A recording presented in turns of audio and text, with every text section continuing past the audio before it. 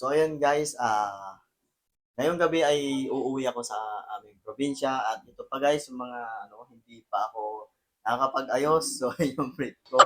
So yan yung mga gamit ko, yung bag ko, so ayun yung iba pa. So kanina pa ako nakauwi dito guys, mga 6 PM hanggang ngayon hindi pa ako natatapos dahil hindi ko alam kung ano yung uunahin kong ayusin dahil masyado akong excited dahil uuwi na naman ako sa amin at hindi alam ng pamilya ko na ngayong gabi na 'to, ngayong araw na 'to, yung aking pag-uwi. So, siguro, masu-surprise sila kung ano magiging reaction nila. So, napakasaya ko ngayong gabi 'to, guys, dahil uuwi na naman ako. Ay nako, sa isang taon, isang beses lang ako makauwi or dalawang beses makauwi. So, itong bakasyon ko na 'to guys, susulitin ko na dahil isa pang dahilan kung bakit ako uuwi dahil meron akong aayusin, about sa buhay namin para mapaganda naman at maiayos ko yung aking pamilya. Habang nandito ako sa Manila na nagtatrabaho, magiging panatag naman yung aking isipan. Yun ay maging tuloy-tuloy na yung aking pagtatrabaho sa araw-araw. So ayun guys, abangan niyo ako mamaya. So i-update ko kayo mamaya pag nasa terminal na ako dahil mag-aayos pa ako dahil hindi pa ako natapos. So ayun, kita niyo naman yan, no? Ayun yung mga gamit ko pa. Yun yung nasa ano guys. Yung nasa likod ko yan, yung dala ko. Yan. Hindi ko pa yan naaayos. Ito, sa kanyang stripe, iaayos ko pa yan. So hindi ko alam kung ano oras ako matatapos. So ang oras natin ngayon naman guys, ayun oh. Ano na guys, 7:30 PM na, hindi pa ako natapos nag-ayos. So maya-maya na muna guys. So diyan muna kayo, stay lang kayo. Happy New Year po sa lahat-lahat.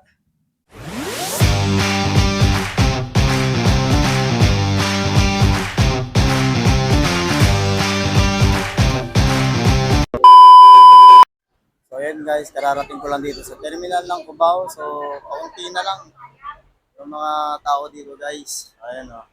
So meron na tayo ngayon na paalis na ngayon na bus. Ayan po yung nasa likod ko. So guys, kaunti pa lang. Ano, sa wakas makakasakay na rin ako agad-agad. At konti lang yung pila. Ayan guys, napakasaya ng ano ko ngayon gabi. At saka New Year ko kasi makakasakay agad. Saka wala masyadong maraming tao. So ayan na guys. Ayan yung bus oh. Ito na tayo aming sasakyan. Ayan guys, standing na lang tayo kapag uwi. Punuan na. Tayo na lang tayo guys. No choice. No choice na guys. 6.5 hours later. So ayun guys, good morning po sa lahat-lahat. Ngayon po ay kararating ko lang dito sa amin terminal dito po sa amin bayan. So umalis po ako kanina sa Cubao po 12:01 po ng umaga na. So ngayon dumating naman po ako dito 5 AM po ng umaga. So kanina guys 4 na oras ako nakatayo mula Cubao hanggang malapit na po dito sa aming terminal. So thank you Lord dahil nakauwi po ako ng safe at makakasama ko na naman po yung aking pamilya sa bagong taon. Thank you po Lord. Thank you po. A few minutes later. Guys, nakarating na ako sa amin. Ang oras na, alas 5 pasado. Magkakape na muna kami. Narating-rating ko lang. Ay, nako. Ang butal dyan si kayo? Guys.